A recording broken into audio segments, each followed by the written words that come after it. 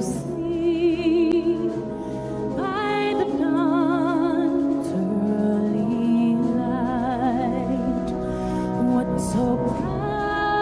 Alors l'investiture, c'est dans 2 jours, ça sera vendredi, 15h heure de Paris. Midi à Washington, vous avez raison. Ouais. Alors oui, c'est décalé parce que c'est midi Washington. Vraiment, à midi pétante, le nouveau président prête serment. Il y aura toujours quelqu'un, une chanteuse connue qui va chanter Ah bah sans doute, nationale. non, on n'a pas le nom là pour l'instant. Hein. Parce que là, c'est Beyoncé. Oui, oui. Ah oui, ça serait intéressant. Ah oui. On le saura assez vite. J'espère. Bon, alors comment ça se passe? C'est toujours le même cérémonial? Toujours le même cérémonial qui se déroule. Alors, le jour a changé, hein, parce que ça va se dérouler vendredi qui est le 20 janvier. La date a été arrêtée définitivement en 1937, figurez-vous. Alors, ce 20 janvier, bon, c'est le 20 janvier si c'est pas un dimanche. Hein. Déjà, ça, vous savez, ils sont toujours un peu compliqués, les Américains. Si c'est un dimanche, ce sera toujours le 21 janvier. Bon. Donc, ça se passe toujours une année impaire, puisque les élections ont lieu tous les 4 ans, quelle que soit la durée de vie du mandat, quelle que soit la durée de vie du président, le mandat présidentiel est de 4 ans. C'est-à-dire si le président démissionne, s'il est destitué, s'il meurt accidentellement ou assassiné, c'est le vice-président qui prend le pouvoir et qui termine le mandat. Donc les 4 ans restent les 4 ans, quoi qu'il arrive. D'accord. Voilà pourquoi les élections ont toujours lieu au même moment. Ce qui a été le cas de celui qui a succédé à John À Kennedy. John Kennedy, absolument. Alors après, il y a de savoir s'il a fait plus de 2 ans ou moins de 2 ans, mais ça, on ne va pas rentrer dans le détail. Les élections ont eu lieu, vous vous souvenez, le premier lundi qui a suivi le premier mardi de novembre. C'est volontaire, oui, mais ça s'explique. Il ne faut pas que ça tombe le 1er novembre, qui est un jour de Toussaint. Parce qu'on va à l'église. Il ne faut pas que ça tombe un dimanche, parce qu'on va à l'église. Et comme le temps entre l'église et le bureau de vote peut être de plusieurs heures, ça ne peut pas être le dimanche. À l'époque, on prenait la diligence. Eh ben voilà, ou le cheval, cheval. ou à pied, pour ceux qui n'avaient pas les moyens. Donc le dimanche, non, le lundi, non. Voilà pourquoi on votait un mardi, pas un mercredi, parce que c'est jour de marché. Alors voilà, on vote un mardi, et on a décidé que 4 mois plus tard, ça sera l'investiture. 4 mois, ça tombait donc le 4 mars. La cérémonie est assez brève, finalement. Elle est assez brève. Elle se déroule. Enfin, parce qu'il y a une parade militaire. Ah, c'est ça, Comme oui. le chef de l'État est en même temps le chef des armées, il y a une parade militaire ce jour-là devant le Capitole. La parade est après le serment. La parade est après le serment. Après le serment. Alors après le serment, il y a un discours du président. Oui. Parce que le président, il faut absolument qu'il prête serment à midi. Le vice-président a déjà prêté serment juste avant. Puis le nouveau président des États-Unis prête serment à midi. Donc à midi précise, il y a un changement de président, ça c'est définitif. Barack Obama aura cédé le pouvoir à midi vendredi, heure de Washington, et Donald Trump aura pris le pouvoir à midi, à la même heure.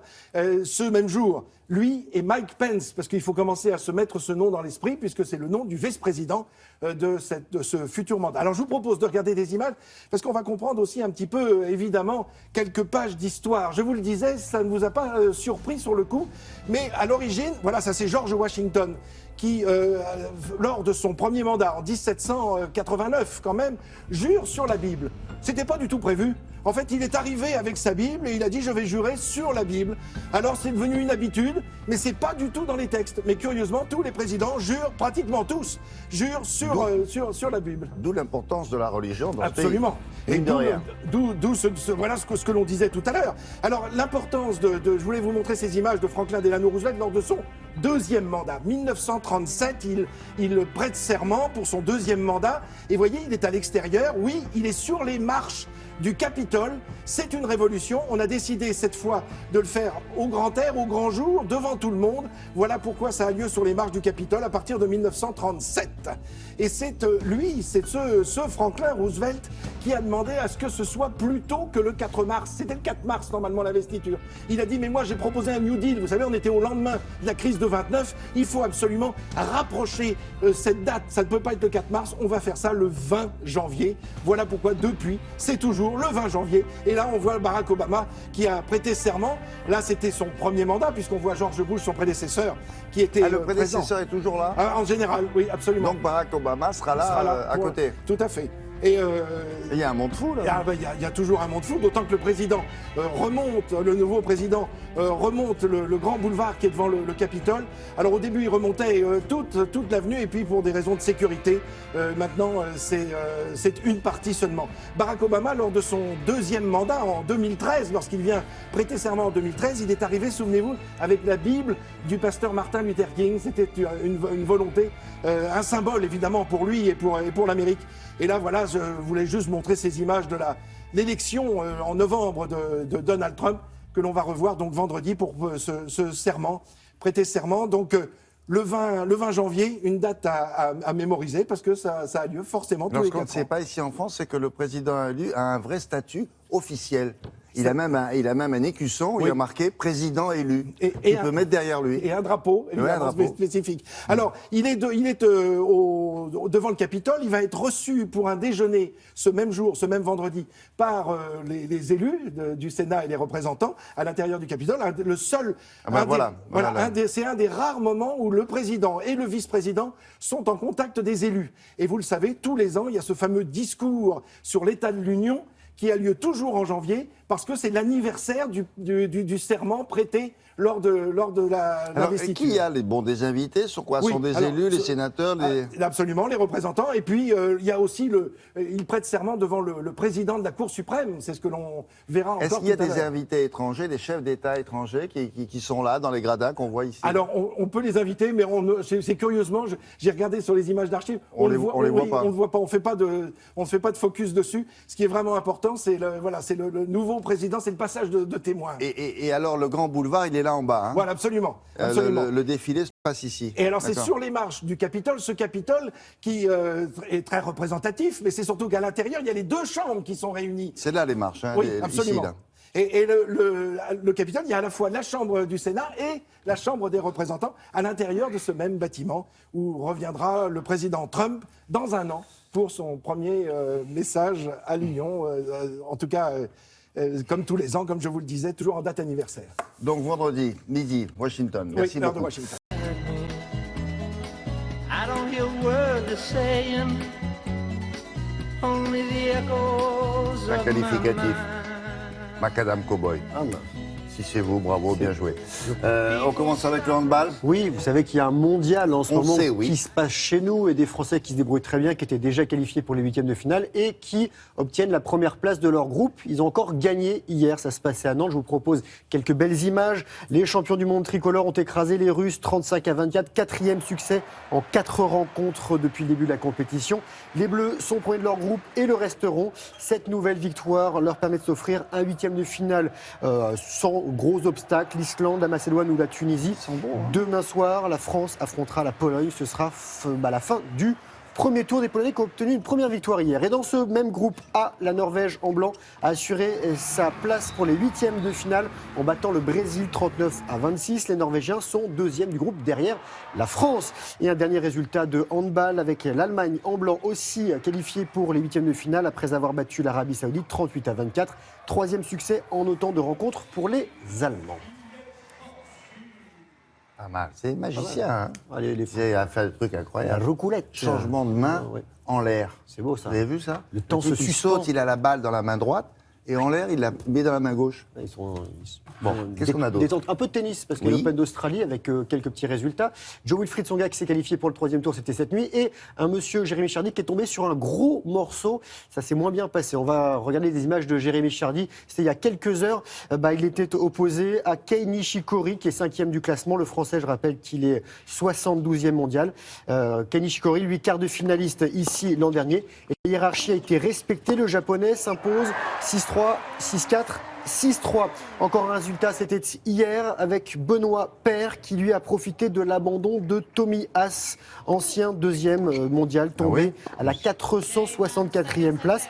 Et ça s'est bien passé aussi pour Monfils et Gasquet. Et Kristina Mladenovic, elle, a été éliminée. Finito. Un peu de foot. Oui. La Coupe d'Afrique des Nations. Ah, la avec CAN, alors. la CAN, avec des noms exotiques. Vous aimez bien, vous savez, les surnoms. Je voulais vous donner sur tous les matchs là. Regardez, on va commencer par, pour leur premier match de la compétition, les Black Stars ghanéennes ont battu les Grues ougandaises 1-0. Penalty d'André Ayou, bon danseur et ancien joueur de Marseille. De leur côté, les Pharaons d'Égypte et les Aigles du Mali, entraînés par un Giresse, se quittent sur un 0-0. Les Égyptiens qui peuvent remercier leur gardien El Shawani. Encore un mot de foot, mais cette fois-ci en Europe. L'Inter Milan se qualifie pour les quarts de finale de la Coupe d'Italie. Ça n'a pas été simple pour battre Bologne. Les Milanais ont eu besoin de prolongation. Victoire 3-2. Dernier but d'Antonio Candreva. Et pour vous faire plaisir, et cette saison, un sport qui est pour nous, voilà, c'est du ski freestyle pour être précis, avec la première étape du SFR Freestyle Tour à Font-Romeu, dans les Pyrénées-Orientales, épreuve comptant pour la Coupe du Monde de Slopestyle. Je rappelle, le Slopestyle, c'est une piste aménagée avec des modules sur lesquels il faut faire des figures. Victoire de la jeune Française Tess Ledeux, elle a 15 ans, elle a gagné sa place pour les JO de Pyeongchang, c'était qualificatif pour les Jeux de Pyeongchang, et cette jeune fille est la cousine de Kevin Rolland, grande star du halfpipe dont on a déjà parlé dans Télématin. La prochaine étape, ce sera à la Clusaz, derrière son casque et son masque sur la première étape du podium. Et je voulais vous dire que nos amis du Vendée Globe, ils s'approchent. Ce sera l'arrivée normalement demain, si tout va bien. 72e jour aujourd'hui. Ils sont à 700 km de l'arrivée. Et Armel Lecléache est toujours devant, mais avec une petite marche sur Alex Thompson. 700 km, ils vont faire 700 km en Là, un jour. ils ont quasiment... Oui. Vous êtes sûr? Je vais recalculer mon... Quand même, c'est beaucoup. Hein. Je vais recalculer. En un jour? Vous Vous êtes sûr que c'est pas 70? Non, 70, ça serait court, parce que 70, c'est l'écart qu'il y a entre les deux garçons en tête. Ah ouais. Mais je vais vous retrouver le Bon, d'accord. 24 heures. Bah, Vous savez, tout à ils l'heure, s'arrêtent pas, alors. les marins, ils s'arrêtent jamais. Hein. Ils font pas de pause. On passe à l'actualité de la vidéo. Cette semaine, Marie-Mme Joglou vous a choisi 3 films qui racontent des destins de femmes. Et on démarre cette sélection avec le film Divine, qui a remporté la Caméra d'Or au Festival de Cannes l'année dernière. C'est un film, voilà, c'est assez percutant, une sorte de tragédie contemporaine. Alors, c'est à la fois, vous allez voir, avec ces quelques images, c'est à la fois sombre, mais assez drôle. Je vous donne la petite brochure contre le racisme. Le sourire. Non mais c'est bon, ça va, on a compris, ça fait 10 fois qu'on le fait. Ah oui, qu'est-ce que tu veux faire, tiens, Nathalie? J'aimerais bien savoir. Toi. Bah comme tout le monde. Money, money, money. Money, money, money. Dunia rêve de gagner beaucoup d'argent et avec sa meilleure amie, elle décide de suivre les traces d'une dealeuse. Rebecca, Tu veux quoi? On va bosser pour toi. Tu te crois pas l'emploi, quoi?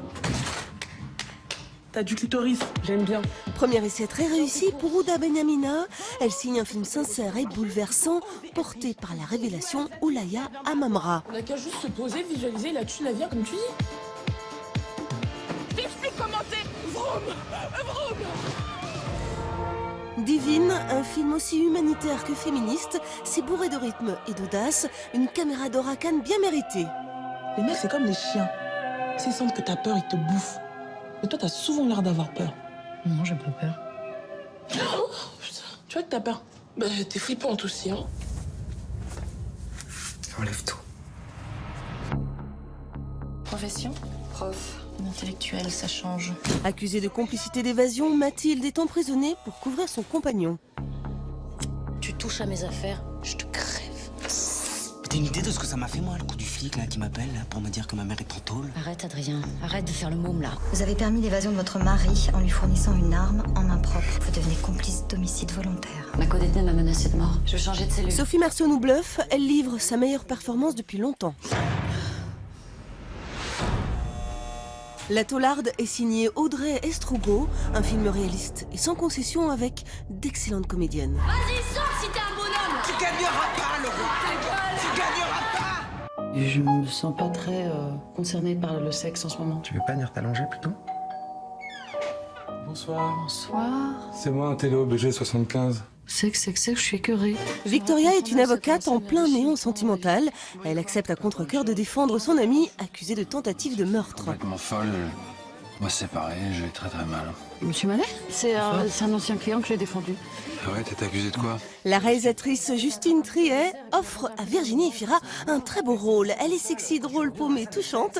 Elle est juste génialissime. Il dit que vous lui avez arraché sa culotte violemment. Non, et de toute façon, même si j'avais voulu, j'aurais pas pu parce qu'elle ne portait pas de culotte. Mais suivez-la. Je disais, elle a sorti de l'école. Ben, je plaisante. Non mais je te dis que je cherche un babysitter, moi. Ouais, ton jeune homme au père. Là, t'as plus d'appart. Ok, tu sors ce soir? Non, j'ai rendez-vous avec un mec dans ma chambre. Ah, d'accord. Mais je juge pas. Victoria est une comédie un peu dingue, aux rebondissements surréalistes et au dialogue cash. C'est excellent à voir absolument.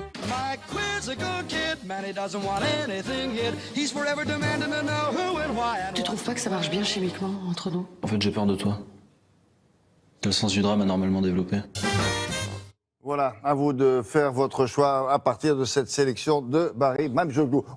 Des nouvelles de l'emploi du 25 janvier au 1er février. On approche, aura lieu à Paris et ses environs le Paris Image Trade Show. C'est une manifestation qui est organisée autour de 5 événements qui attestent de l'excellence de la filière audiovisuelle et cinématographique française. Alors, est-ce qu'il y a des emplois dans ce secteur-là? Oui.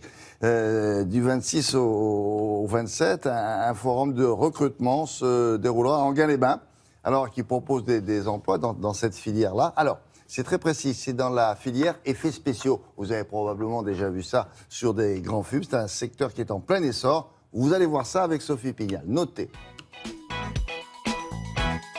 La filière française des effets spéciaux est reconnue mondialement, mais reste pour le moment sous-exploitée.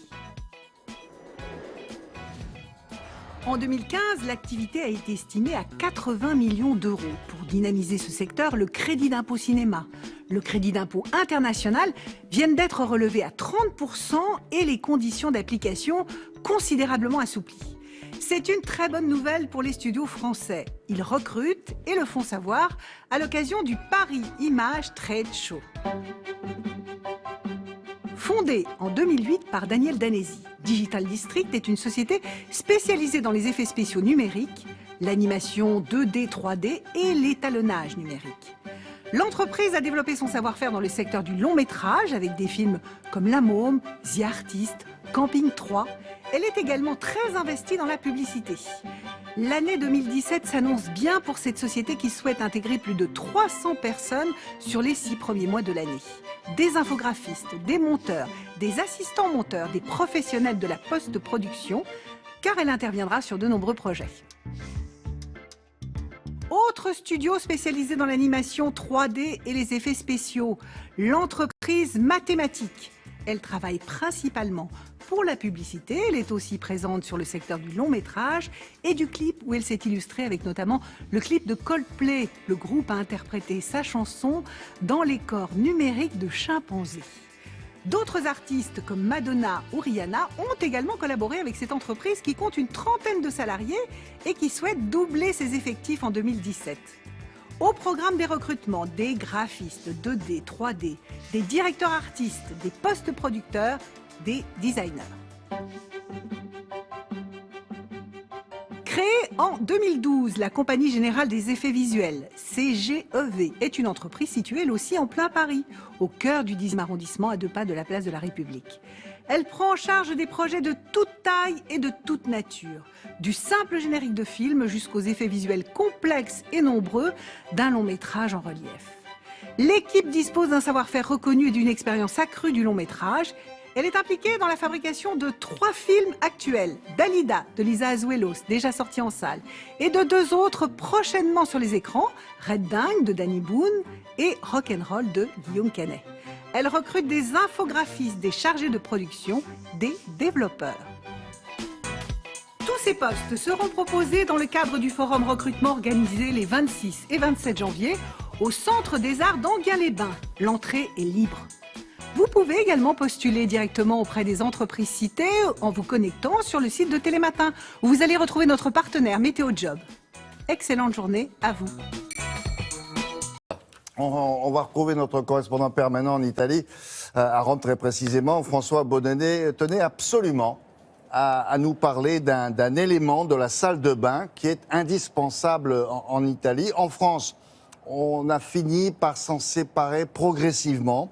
Alors, ça prouve quoi? Ça prouve qu'on peut être cousin, même voisin avec les Italiens et ne pas avoir les mêmes habitudes. Alors, de quoi est-il question dans cette affaire de la plus haute importance? François Bonnenet vous répond bonjour.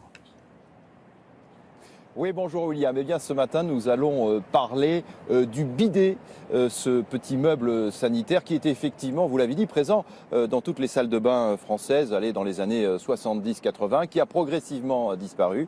Eh bien, figurez-vous qu'ici, le bidet est resté. Le bidet, cela reste une star. Je vais vous raconter une petite anecdote, William. Quelques temps après mon arrivée ici à Rome, nous avons fait des travaux dans le bureau de France Télévisions à Rome. Et il y avait un vieux bidet dans les toilettes et j'ai décidé de l'enlever.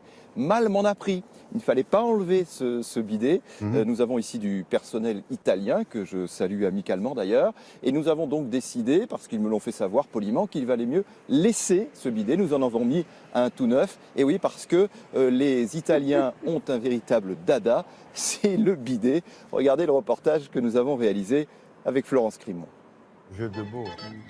L'Italie est connue dans le monde entier pour ses ruines antiques, sa gastronomie colorée et ses automobiles mythiques. Mais le bel Paese a une autre caractéristique, presque unique. Derrière toutes les façades de la péninsule, on trouve nécessairement des dizaines de bidets. Dans chaque salle de bain italienne, le bidet trône encore fièrement au milieu de la pièce. Ici, ce sanitaire que les Français ont oublié est indémodable. Comme tous ses compatriotes, Ricardo ne peut s'en passer. Quand on a fini sur les toilettes, hop, un magnifique demi-tour et nous voici sur notre bidet. Alors il y a deux écoles. L'école frontale, on va dire, et l'autre dorsale. Comment vous faites, vous les Français, sans bidet? Vous prenez une douche à chaque fois? J'y crois pas. Non, alors vous n'êtes pas vraiment dégoûtant, mais pas net non plus. Hein. Aujourd'hui en Italie, les bidets sont presque toujours aussi populaires qu'il y a quelques années. Dans ce magasin de sanitaire, ce sont même les meilleures ventes, du plus simple au plus design. Le bidet est très demandé. Quand on restaure entièrement un appartement, eh bien on nous demande toujours de remettre un bidet. Toujours. Nos voisins revendiquent d'ailleurs haut et fort leur amour pour cet objet. C'est très important parce que quand vous faites ce que vous avez à faire, eh bien après vous allez sur le bidet. Chaque matin, on fait ses besoins et on se lave au bidet. Et face à nous, pauvres Français, privés de cet instrument formidable, c'est la stupéfaction. Comment vous faites, vous, pour vous laver? Bah la douche. Quoi? Chaque fois que je vais aux toilettes, je devrais prendre une douche? C'est pas possible. Ce simple petit meuble en céramique est donc la preuve que nous sommes certes cousins, mais aussi différents des Italiens. Et donc ça sert aux hommes et aux femmes. On avait longtemps imaginé en France que ça ne servait qu'aux femmes. Peut-être pour ça aussi que ça a été, je sais pas, un peu moins utilisé. Ils utilisent le même mot en italien que nous? Absolument, William, ils disent bidet. Bidet, et d'ailleurs c'est pas un hasard parce que c'est le mot français, parce que le bidet est une invention française. Le bidet, ça date de la cour de Louis XIV au XVIIIe siècle, et puis ensuite, un siècle plus tard, c'est arrivé ici en Italie au moment du royaume des deux Siciles, et puis ça s'est répandu dans toute la péninsule. Et c'est pour ça, je crois aussi que les Italiens nous en veulent beaucoup, parce qu'ils ne comprennent pas comment une si belle invention qu'est le bidet, eh bien nous avons pu l'abandonner. C'est une invention française et nous l'avons abandonnée. Nous sommes un peu, William, des traîtres au bidet. Ouais. Non mais c'est bien. Et puis vous pourrez dire dans votre CV que vous avez traité une chronique sur le bidet à travers les siècles, à une heure appropriée après tout. Bravo, bien joué. Merci infiniment pour toutes ces informations. Et à très bientôt. Au revoir. À bientôt, William.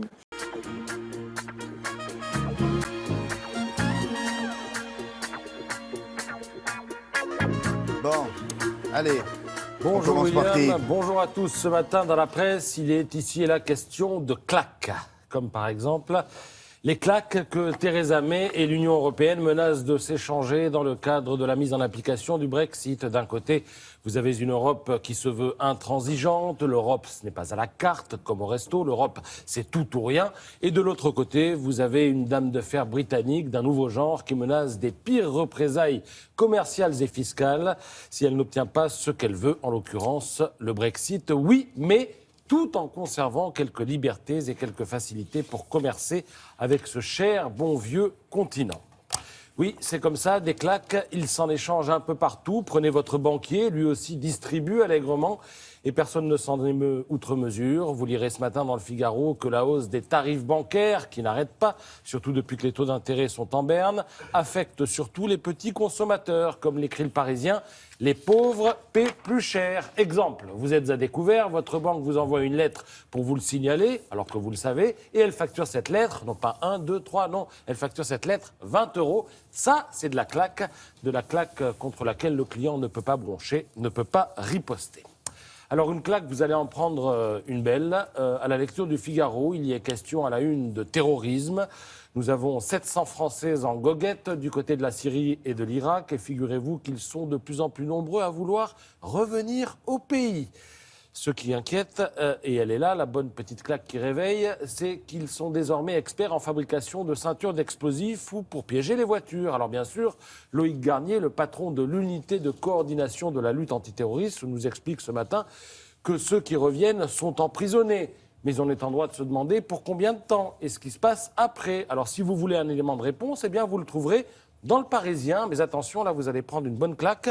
Dans le Parisien, il est question d'un certain Mohamed Attaï. Il a pris 8 ans à son retour de Syrie. 8 ans.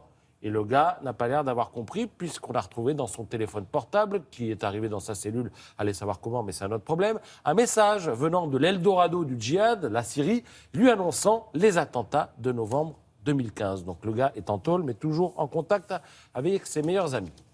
Des claques, c'est ce que mériteraient les détrousseurs de Kim Kardashian, la star à claques, fait la une de Libération, qui a pu consulter le rapport d'enquête sur le cambriolage. Alors on a affaire à une drôle de bande, des malfrats grisonnants, récidivistes et pas si au point que ça. Il y en a un qui, dans sa fuite, s'est cassé la figure en vélo, les autres l'ont laissé tomber, au propre comme au figuré. Ah oui, ils l'ont laissé dans la rue, là. Oui, oui, ils l'ont laissé, trop occupés qu'ils étaient, eux, à grimper dans la voiture qui les attendait. Et tout ça, évidemment, se passe sous l'œil d'une armée de caméras. Donc une belle bande de pieds nickelés, pour ne pas dire de tête à claque. Et puis, pour en finir avec les claques, eh bien, et en espérant n'en avoir oublié aucune, je signale ces claques auxquelles entendent échapper les footballeurs qui sont de plus en plus souvent agressés et qui, du coup, renforcent la sécurité autour d'eux, cambriolage, séquestration, carjacking, tout cela est à lire dans l'équipe. Voilà, j'ai fini. Je n'ai plus qu'à prendre mes clics et mes claques. J'y vais et je reviens. Tout à l'heure, l'actualité du théâtre avec Jean-Philippe Viau. Nous avons choisi 2 pièces de théâtre, vous allez voir.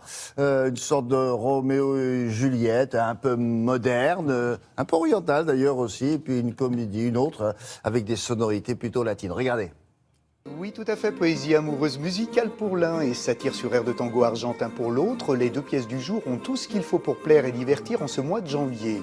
La première d'entre elles se joue au Théâtre du Gymnase à Paris. C'est La fiancée orientale, adaptée du best-seller d'Eliette Abécassis, Séfarade. Elisa Tovati, Olivier Citruc et Abès Zamani y sont habilement mises en scène par Ninon Bretéché. On y passe un excellent moment. Tu es belle, comme Jérusalem. C'est comme ça le mariage. On élève une enfant pour qu'elle s'en aille et que ce soit l'autre qui bénéficie de tous les efforts faits pendant des années. C'est l'histoire d'amour de 2 êtres que tout rapproche et pourtant qui ne pourra pas aller jusqu'au bout à cause de leurs origines, de leurs traditions et de leur famille. Tout les rapproche et à la fois tout les sépare. Toujours dans le pathos, dans la sensation, dans l'émotion.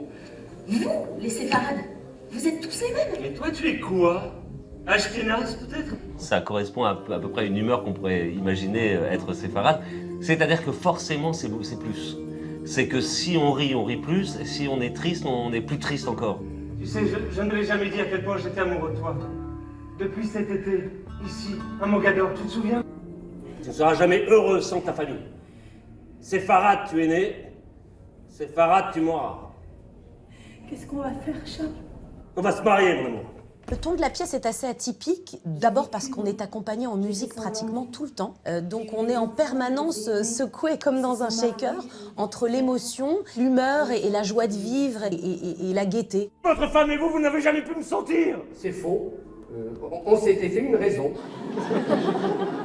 C'était pas un type pour toi de toute façon. On parle de la comédie qui suit comme d'un Almodovar théâtral et c'est effectivement le ton donné à cet insolite vaudeville bien latino, adapté d'une œuvre de l'Argentin Javier Maestro par les efficaces Druet et Galeotta. L'un en signe également la mise en scène et puis l'autre est l'interprète du rôle titre, ça s'appelle Renata. Sophie Monico en complète la distribution aux côtés de 3 efficaces comédiens et tout ça se joue à la Comédie Bastille. Oh mais pardon, nous n'avons pas été présentés. Bonjour, je suis Monique. Monique Maricoco. Mais ici, tout le monde m'appelle Momo. En fait, je suis la mère. Suite au décès d'un riche Argentin vivant en France. Les employés de cet monsieur vont aller jusqu'à faire déguiser son fils en femme. Pour avoir l'héritage. Voilà. Vous êtes trop femme pour moi. Vous m'avez fait demander, madame? Quand une femme n'a pas la tête tranchée, rien n'est complètement perdu pour elle. La naissance d'une femme? La naissance d'une pute, oui. Jean, le fils de la tenancière de la maison, va trouver dans ce rôle de femme qu'il va faire pour avoir cet héritage son identité, je pense. À partir de ce personnage, il va trouver qu'en femme, il se sent vraiment réalisé. À sa place, surtout. À sa place, voilà. Je te jure que quand la succession sera faite, je serai tienne. C'est vrai? C'est vraiment une tragicomédie, c'est-à-dire qu'en fait tous les sujets sont traités, le trans, l'alcoolisme, l'inceste. L'humain n'a pas changé, c'est-à-dire qu'il est vraiment, il est toujours aussi pourri pour avoir le pouvoir, c'est toujours le problème de l'argent dans ce monde. On a dû faire quelque chose de mal. C'est une alliance. Oh merde.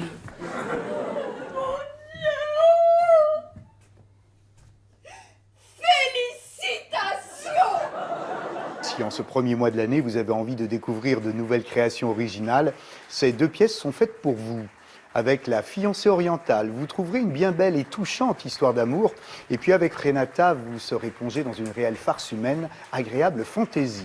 Donc un conseil, si vous avez l'occasion, allez vite les applaudir.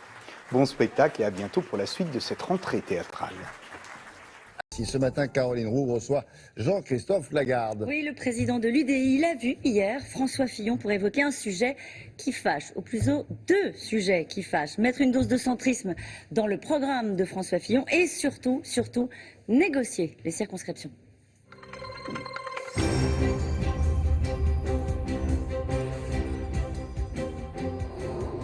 Bonjour Jean-Christophe Lagarde. Bonjour. Je vais commencer par une image. Vous n'avez pas pu rater cette image, c'était celle d'une gifle à Manuel Valls. Il a décidé de porter plainte. C'était lors d'un déplacement hier en Bretagne. Vous y voyez une violence contre la démocratie ou juste une agression gratuite contre un seul homme? Non, c'était évidemment une violence contre la démocratie. En démocratie, la violence n'a pas sa place. On est en désaccord, on débat, on tranche par les élections. La violence politique, c'est réservé au régime autoritaire. Et ce jeune homme, en faisant ça, il est sorti du champ normal de la vie démocratique. Parce que si à chaque fois qu'on n'est pas d'accord, on échange des coups, on ne pourra plus vivre ensemble. Vous y pensez de temps en temps lorsque vous êtes sur le terrain à ça? Jamais? Non, parce que d'abord, vous êtes pris par l'action. Et deuxièmement, je ne pense pas qu'on doit vivre dans la peur. Voilà. C'est un coup dur pour la campagne de Manuel Valls ou pas, ce genre d'image?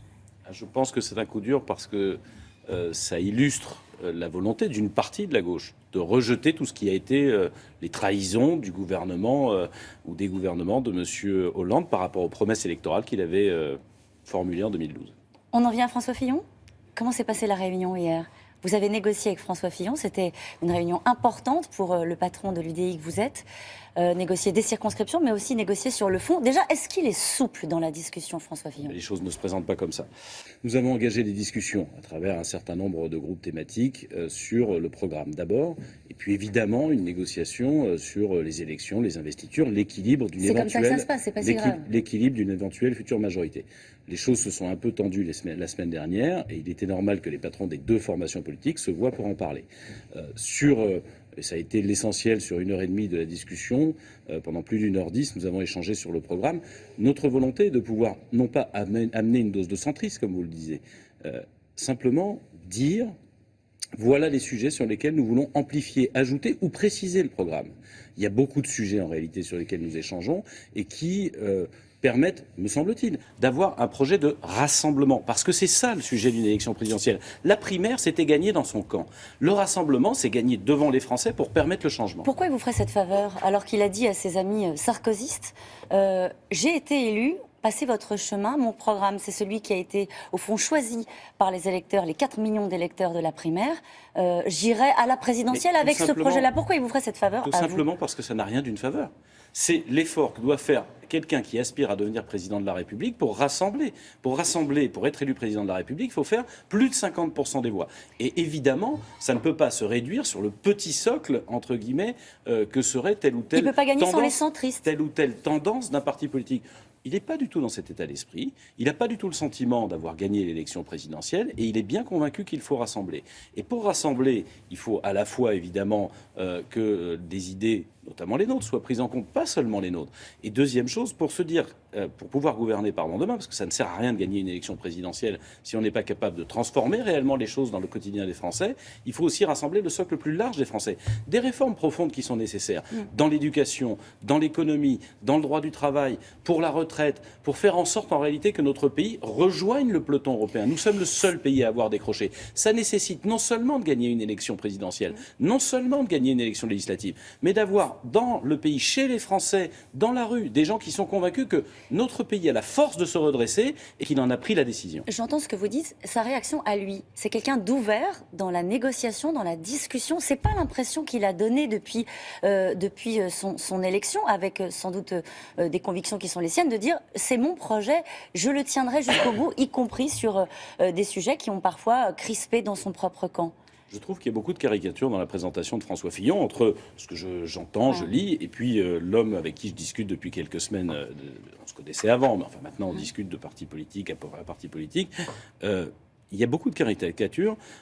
Il ne dévie pas d'une ligne générale qui est son projet présidentiel. Et il accepte, par exemple, dans des domaines comme l'environnement, par exemple, dans des domaines comme l'éducation, comme un certain nombre de sujets économiques, que moi j'ai poussé pour la participation. Parce que la philosophie du projet de François Fillon en matière d'économie et de relations au travail, c'est de mieux contractualiser, d'arrêter d'imposer tout par la loi et de faire en sorte qu'il y ait un contrat entre l'employeur et l'employé.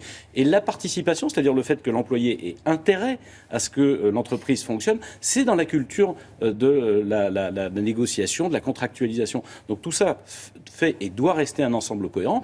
N'empêche que, par exemple, dans le domaine de l'environnement, vous comprenez bien qu'à la fois le parti de Jean-Louis Borloo que nous représentons, mais également un certain nombre de spécialistes chez nous ont des choses à ajouter. La transformation de notre parc de logement, on a vécu des pics de pollution il n'y a pas longtemps. Il y a bien sûr le problème de l'automobile, mais c'est le logement qui pollue le plus. Et en plus, c'est une mesure sociale, parce que quand vous avez un logement qui est mal chauffé avec des vieux systèmes de chauffage polluants, vous payez plus cher que si vous avez des systèmes de chauffage performants. Il y a le fond, vous l'avez très bien expliqué, et il y a aussi les circonscriptions. Vous voulez 75 sièges dans la prochaine majorité, c'est ça ? Je ne sais pas d'où sort ce chiffre. Il y a, vous l'avez lu, vous aussi ? Oui, je le lis, voilà. Mais attendez, tout le monde raconte n'importe quoi. C'est bien pour ça que c'est utile. C'est pour ça que vous êtes là ce matin, pour nous dire quel est le bon chiffre. C'est bien pour ça que c'est utile que les deux patrons se rencontrent et se parlent plus clairement que par les intermédiaires. Il est assez naturel que dans des partis politiques, des gens se remontent, veulent montrer leurs muscles. Bon, après, il faut que les responsables à tête reposée ça n'est pas le bon chiffre, et c'est ça que l'esprit vous voulez froid, dire, ça n'a rien d'un chiffre en l'occurrence. Il y a grosso modo entre 250 et 300 sièges que nous pouvons espérer l'emporter. Il est normal et il serait normal que le centre représente entre 90 et 100 sièges dans ces circonscriptions qui sont basculables. On discute de ça parce qu'une fois que vous avez fait une théorie, vous avez circonscription par circonscription, là où il faut les bons candidats. On en vient au Brexit. Theresa May a fait son discours hier que vous avez sans doute suivi et elle le dit clairement. Elle veut un Brexit dur. La Grande-Bretagne va sortir, y compris du marché unique. Vous dites tant mieux, ça y est, au moins la situation est claire. Ou est-ce que cette décision de la Grande-Bretagne vous inquiète davantage ? Dès le lendemain du vote des Britanniques, moi j'ai dit qu'ils ne pourraient pas être out et in. Ils ne peuvent pas être dehors et dedans. Et d'ailleurs, le sujet principal, parce qu'elle fait des déclarations martiales, mais elle explique quand même qu'elle veut un large accord douanier avec l'Union européenne, le sujet principal, qui sera la charge du prochain président de la République, nous avons eu d'ailleurs cet échange-là hier avec François Fillon, le sujet principal va être que cette négociation fasse en sorte que les Britanniques restent nos amis. On a des coopérations à monter avec eux, notamment dans le domaine de la défense. Mais ce ne sont plus des partenaires. Ce sont des concurrents. Et donc, l'accord qui doit être fixé avec eux, c'est qu'ils ne deviennent pas le cheval de Troie d'autres grandes puissances, par exemple les États-Unis, et on voit ça se dessiner, comme étant le paradis fiscal qui permet de rentrer en Europe. Non, quand on fabrique quelque chose en Grande-Bretagne, quand on veut vendre un service depuis la Grande-Bretagne, ou quand on propose un produit financier depuis la Grande-Bretagne, on ne peut pas venir en Union européenne sans payer des taxes, des droits de douane, comme si, par exemple, on venait des États-Unis. Madame May doit accepter, et sinon il faudra un accord beaucoup plus dur que ça, que la Grande-Bretagne ne soit pas le cheval de Troie au sein ou à côté de l'Union européenne pour laisser rentrer tous les produits chinois, américains ou autres. Il y a une urgence en Europe quand on entend les déclarations de Trump dans l'interview qu'il a donnée à 2 journaux européens. Et ce qui se passe avec le Brexit, il y a une urgence. C'est pas la première fois que l'Europe serait confrontée à une urgence. Il y a une urgence à bouger. Paradoxalement, M. Trump est la dernière chance de l'Union européenne. Il veut que nous placer devant nos responsabilités sur le plan de la défense. Il n'a pas tort. Assumons-le. Définissons des intérêts stratégiques communs pour l'Union européenne qui permet ensuite de construire une Europe de la défense. M. Trump dit en même temps, les États-Unis veulent faire moins d'efforts pour vous protéger. Très bien, M. Trump. Mais depuis des années, nous attendons et nous acceptons que... parce que les États-Unis assurent une large partie de nos défenses, on ait des accords commerciaux déséquilibrés. Vous voulez remettre en cause les accords commerciaux? C'est le moment pour l'Europe de s'affirmer et de cesser d'être la grande naïve des échanges mondiaux. C'est aussi un combat que l'UDI mènera. Merci beaucoup Jean-Christophe Lagarde. C'est à vous William. Merci beaucoup, Caroline.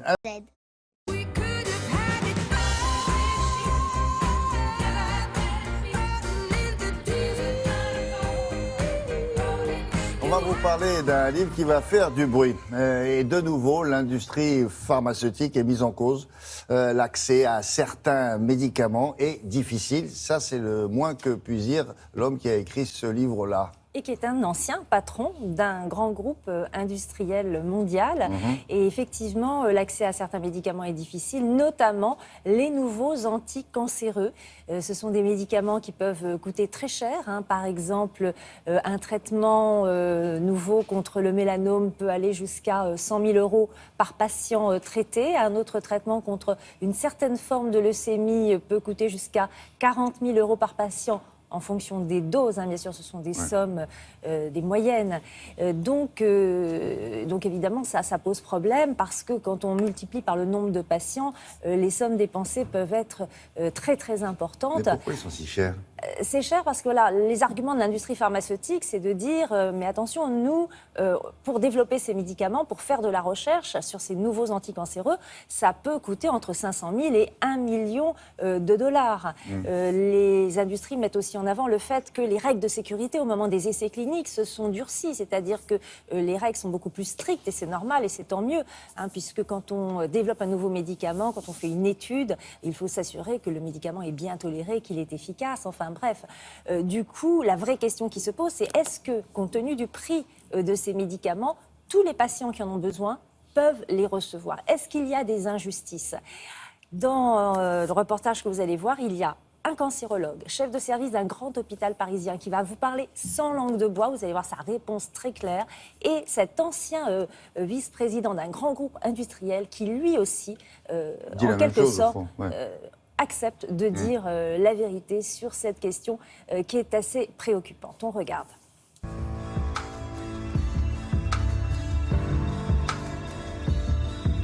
Dans certains hôpitaux français aujourd'hui, certains médicaments, parce qu'ils sont chers, ne sont pas disponibles pour lutter contre le cancer. En ce qui concerne la cancérologie digestive, qui est ma spécialité, nous sommes limités pour la prescription de 2 médicaments. L'un n'est pour l'instant toujours pas accessible et l'autre doit être payé par l'hôpital, ce qui n'est pas compatible avec ses budgets. Nous devons donc sélectionner des patients pour les utiliser avec parcimonie. J'ai par exemple négocié avec la direction de mon hôpital que certains des crédits de recherche que je génère par mes publications scientifiques soient récupérés pour payer les produits pour les patients. D'autres produits, notamment dans l'hypertension par exemple, sont aujourd'hui moins chers. Mais ce sont des maladies chroniques. Donc les patients prendront ces thérapies toute leur vie. Mais les traitements innovants des cancers sont des traitements de courte durée. Ce sont des traitements curatifs, ce qui contribue très certainement au prix élevé de ces thérapies, puisqu'à un moment ou à un autre, il faut bien recouvrer l'investissement initial qui est de l'ordre de 500 millions à 1 milliard de dollars. C'est l'offre et la demande dont les prix sont élevés. Est-ce qu'ils sont pour autant justifiés? Je pense que là, on a dépassé un certain nombre de limites.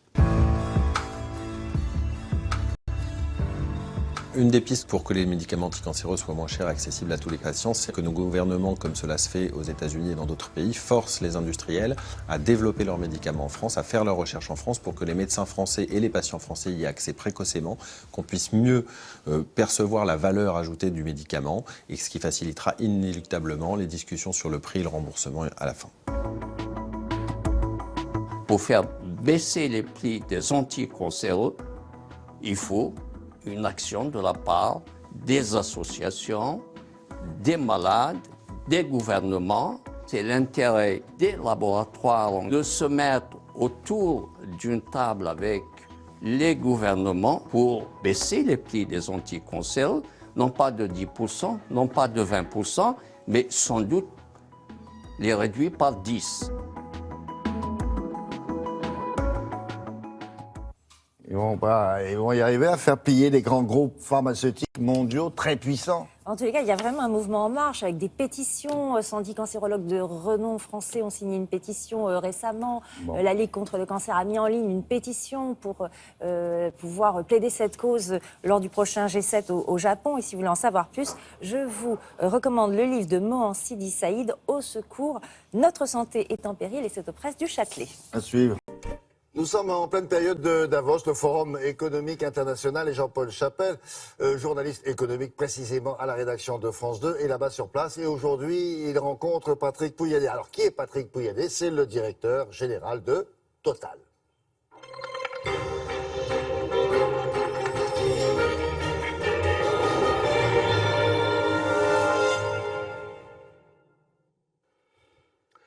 Bonjour, bonjour à tous. Patrick Pouyanné, bonjour. Bonjour. PDG de Total, aujourd'hui à Davos. Donald Trump s'installe à la Maison-Blanche cette semaine. Quelles conséquences pour vous, Total, compagnie pétrolière? Je crois d'abord, ce qui est clair dans la politique de Donald Trump, c'est qu'il veut favoriser les États-Unis à travers des politiques fiscales, des politiques commerciales. Donc ça me paraît clair. Donc les investissements aux États-Unis qu'une entreprise comme Total fait devraient en tirer parti. Après, ce qui est un peu moins clair dans la politique... Pourquoi? Parce qu'aux États-Unis, vous êtes américain. Le protectionnisme. Aux États-unis, je suis américain. Le protectionnisme ne vous affecte pas? Non, je produis du gaz aux États-Unis. Mon marché est domestique. Je produis des polymères aux États-Unis. Mon marché est largement domestique. C'est un grand marché, les États-Unis. C'est pas seulement un grand pays producteur. Et les compagnies pétrolières, notamment américaines, se frottent les mains parce que le lobby est au cœur du pouvoir de la Maison-Blanche désormais. Oui, puisque mon ancien collègue d'Exxon est devenu secrétaire d'État. C'est-à-dire c'est comme si vous deveniez ministre des Affaires étrangères en France, en fait. Oui, mais moi je suis PDG de Total, un jeune PDG, lui c'était un ancien patron d'Exxon, et moi je pense que je suis plus utile à la France à la tête de Total qu'être ministre des Affaires étrangères. En l'occurrence, pour revenir à la question que vous avez posée, non, c'est clair que Donald Trump... C'est la collusion. C'est la collusion. Non, c'est pas la collusion. Attendez, il y a une révolution industrielle aux États-Unis qui se passe depuis quelques années, qui est liée largement à l'énergie, les ressources non conventionnelles de gaz, de pétrole. Donald Trump dit, c'est la priorité parce que je veux relancer l'économie et l'emploi, mais il bénéficie de ces ressources naturelles, ce qui est un avantage majeur pour les États-Unis. Aujourd'hui, l'énergie aux États-Unis vaut très peu cher.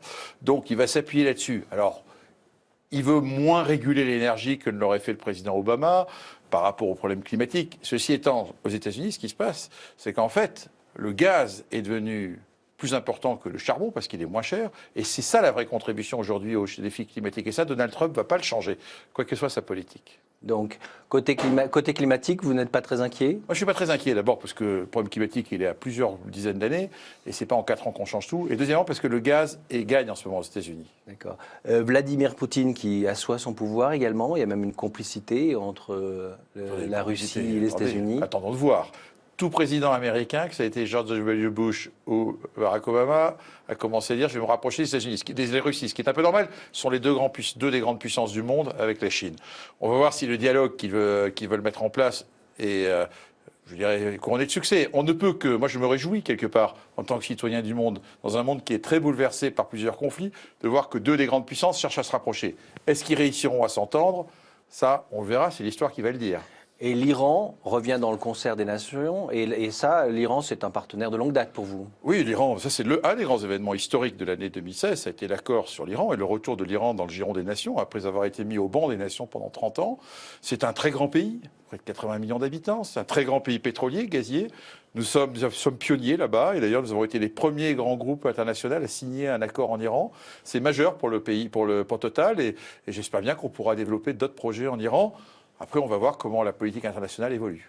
Alors l'OPEP, les pays producteurs ont signé un accord pour limiter la production. Ça va faire augmenter le prix du baril ? Ça a fonctionné parce que non seulement l'OPEP a décidé, mais certains grands pays comme la Russie se sont joints à l'accord. Et le prix du pétrole, il est passé en décembre de 45 $, en novembre à 55 $. Donc il a gagné 20% pour une réduction de la production. Il va rester à ce niveau-là ? Ça, je ne peux pas vous le répondre. Les marchés sont très fragiles. Pourquoi ? Parce qu'on n'a pas encore l'équilibre. Il y a toujours plus d'offres que de demandes. Et par ailleurs, les stocks, pendant les 2 dernières années, se sont énormément appréciés. Donc aujourd'hui, il y a 55 $, mais vous savez, la vérité, c'est que c'est... Il peut monter à 60 ? Il peut monter, puis il peut descendre à 40. Enfin, en tant que patron de Total, je préfère qu'il monte. Oui, et en tant qu'automobiliste, peut-être qu'on préfère que le prix à la pompe n'augmente pas trop. Est-ce que le prix du carburant va augmenter ? Le prix à la pompe, je vous rappelle comment il est fait. Il est fait à la fois de pétrole et puis il est fait de beaucoup de taxes. Ouais. Bon, simplement, vous vous rappelez, il était à 50 il y a 2 ans. Les automobilistes ont vu le prix de l'essence baisser à 1,20. Là, aujourd'hui, elle est remontée à 1,35. Bon, voilà, ça suit globalement. Les taxes sont quand même essentielles. Et je vous rappelle qu'au cours des 2 dernières années, les taxes ont augmenté sur un litre de diesel de 12 centimes par litre au cours des 2 dernières années, pour des raisons de politique écologique, et de 5 centimes sur l'essence. Donc, les pétroliers répercutent leur coût du pétrole, et après, les États, vous le savez, prélèvent des taxes importantes sur les carburants. Mais le diesel, c'est terminé. En tout cas, c'est plus à la mode. Hein. C'est pas encore... Oui. D'accord, c'est pas à la mode, c'est clair. Et j'ai surtout cette année 2016 vu également que les constructeurs automobiles, maintenant, un grand changement dans leur discours, sont passés aux véhicules électriques et ont tendance à abandonner quelque part le diesel. D'ailleurs, pour des raisons également qui sont des raisons... si on veut atteindre les normes d'émissions, les petits véhicules à essence ou les véhicules électriques seront plus efficaces que les véhicules à diesel. Donc on voit un schisme maintenant, il y a encore beaucoup de Français qui ont des véhicules à diesel, il y a encore une consommation, et cette année encore, malgré tout ce que j'ai entendu, il y a plus de véhicules diesel vendus que de véhicules à essence. Donc même si le trend a beaucoup diminué. On parle souvent des déserts médicaux dans les zones rurales, mais il y a aussi les déserts des stations-service. Leur nombre a été divisé par 3 depuis 1980 dans les campagnes.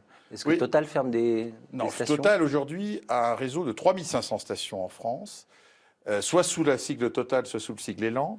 Et 9 Français sur 10 sont à moins de 10 km d'une station de Total. C'est un vrai sujet ce que vous dites. Et je considère qu'effectivement, il faut faire... C'est les limites de chercher à avoir des profits. On doit aussi rendre au territoire dans lequel nous sommes, en l'occurrence à la France, quelque chose. Et le service que l'on rend aux Français est très important. Donc cette politique de proximité, nous voulons la développer. Vous êtes prêt à faire un effort ? Oui, on va faire un effort. On a d'ailleurs fait un premier effort en créant un réseau Total Access où nous vendons l'essence au même prix que les grandes surfaces. D'ailleurs, c'est un très grand succès. On a multiplié les volumes par 4 ou 5. Et je considère également que vis-à-vis des campagnes, nous devons garder cette présence indépendamment du profit. Ça fait partie, encore une fois, je pense qu'il y a un débat sur les grands groupes mondiaux.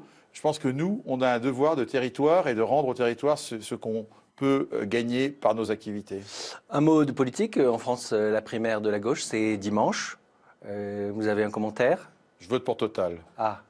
Et alors, en tant que patron de Total, je vote pour Total et je ne prends pas parti ni pour la droite ni pour la gauche. Mais vous avez travaillé avec François Fillon dans une autre vie. Hein. Vous avez été son conseiller. Oui, ça vous êtes bien renseigné, effectivement. Oui. J'ai travaillé avec François Fillon, mais ça fait 20 ans que j'ai quitté le monde politique et en tant que haut fonctionnaire. Et j'ai eu la chance d'être nommé PDG de Total. Je suis un jeune PDG, j'ai encore plein de choses à faire chez Total. Et donc, encore une fois, je vous le répète, et je suis très fier d'être à la tête de cette grande entreprise. Et je suis sûr que je suis très utile à la France. En tout cas, j'essaye de l'être à la tête de cette entreprise avec l'ensemble des équipes de Total. Merci beaucoup d'avoir été avec nous. Très bonne journée à vous tous.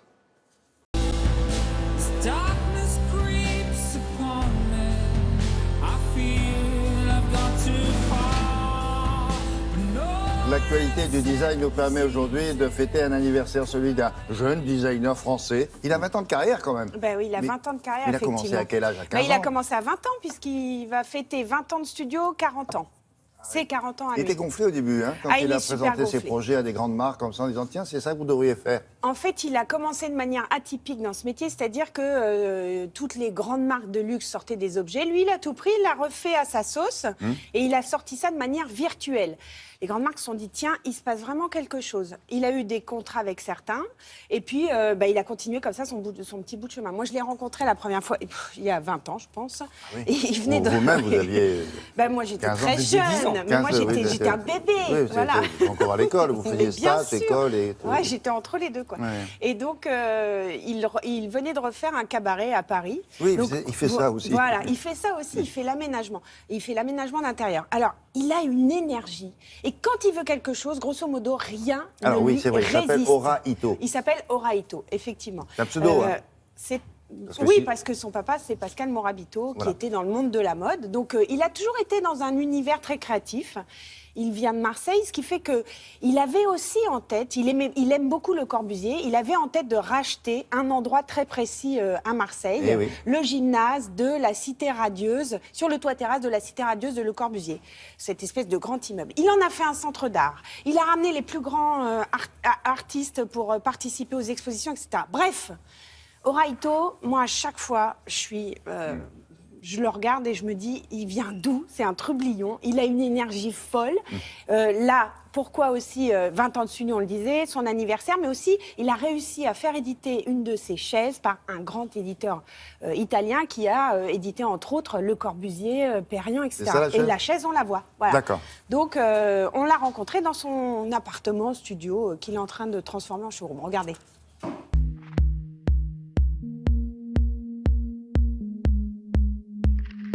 En 2017, vous fêtez les 20 ans du studio Ora Ito. Comment vous voyez un petit peu ces 20 ans passés? Je dois dire que quand j'ai démarré, finalement, on n'était pas si nombreux que ça. Et qu'aujourd'hui, il y a une prolifération de designers assez incroyable. Il y a beaucoup de produits.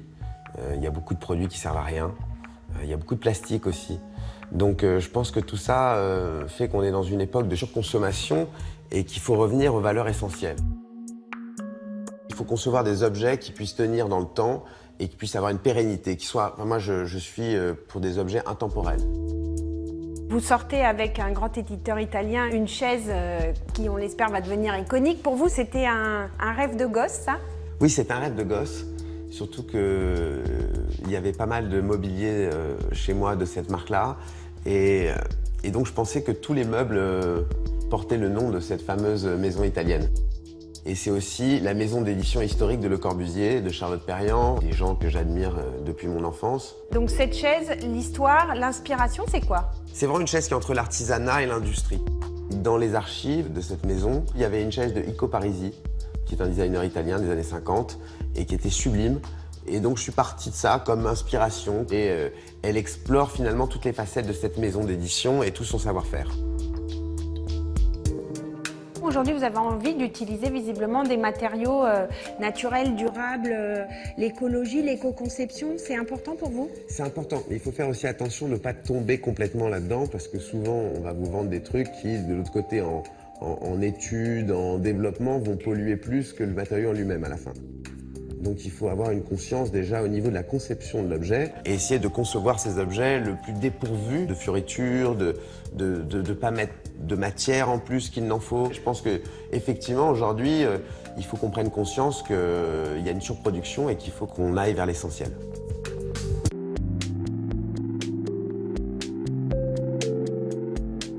Pour le tramway de Nice, l'idée c'était vraiment que ce soit comme un élément éclaté de l'architecture de Nice, d'où sa couleur ocre.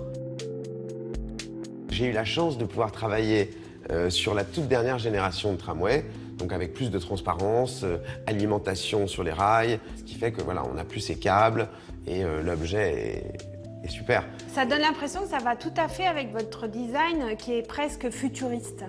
Pour moi, le futur, c'est tout ce qui n'est pas fabricable. Ce qui m'intéresse, c'est vraiment la notion d'architecture, dans l'architecture, de volume, de matière et de pérennité aussi. Voilà, j'aime les choses qui passent les époques, les styles et les saisons. Il faut Voilà, bon Deux choses anniversaire à jeune dire. homme, oui. Je pourrais aller à Nice faire le tramway, par exemple. Ça, c'est une chose, parce que C'est vous pas avez loin, vu, Nice, ça chef. va être exceptionnel. Nice, non, Nice, ça va. Si, oui. Voilà, en allant avec lui, parce qu'il est hyper sympa, en plus. Moi Et deuxième... Oui, si vous voulez. Si tu veux. Je sais pas, j'en Non, suis. depuis le temps, vous connaissez, vous pouvez vous tutoyer. Oui, je crois. Ça va. Aujourd'hui, officiellement. Ça va aller, oui. Deuxième chose, il y a le salon Maison et Objets, salon professionnel de la décoration qui commence vendredi, mais avant ça, dans Paris, il y a ce qu'on appelle un salon off, le Paris Déco Off, où il y a plein de showrooms ouverts. C'est gratuit, vous pouvez visiter. Il y a même des musées qui organisent des expositions autour de la décoration. Voilà. Merci Je suis beaucoup. arrivée. Vous Au avez revoir. entendu parler de la consommation d'électricité qu'il faudrait limiter un peu en cette période de grand froid. Recharger le téléphone, calmez-vous un peu aussi. Alors, cela dit, recharger le téléphone sans électricité, comment vous pédale faites? Oui, ouais, c'est pas mal. Ou alors vous demandez à Laura. Du web.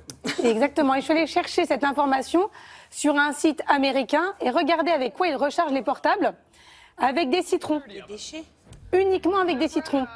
Donc il fait un chargement totalement gratuit, les gens viennent charger leur portable et après il nous explique comment évidemment ça fonctionne. Il dit on a besoin de 30 citrons et en plus c'est assez design dans l'intérieur qu'on vient de voir avec Sylvie. Au lieu d'avoir des panneaux solaires ou d'utiliser l'électricité, vous achetez des citrons, vous mettez ces petits branchements, c'est assez simple puisqu'il y a l'explication juste après et puis votre portable se recharge.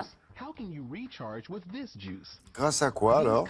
Il y a un système d'électrolyse qui a lieu entre. Voilà, il vous explique tout. Ça dure 2 minutes, donc on n'aura évidemment pas le temps dans Télématin de vous montrer l'intégralité de la vidéo, mais on va la poster immédiatement sur les réseaux sociaux. Ah ouais. Ouais. Mais Demain, je propose qu'on fasse tous nos recharges de portable avec les citrons c'est sur le écolo, plateau. ça, avec le nombre de piles qu'il y a là? Parce que qu'est-ce que vous Mais en faites? justement, non, c'est pour vous montrer qu'à la place des piles, vous utilisez les citrons. Ah bon, rassurez-moi. Ben, je Très vous bien. rassure. Merci beaucoup.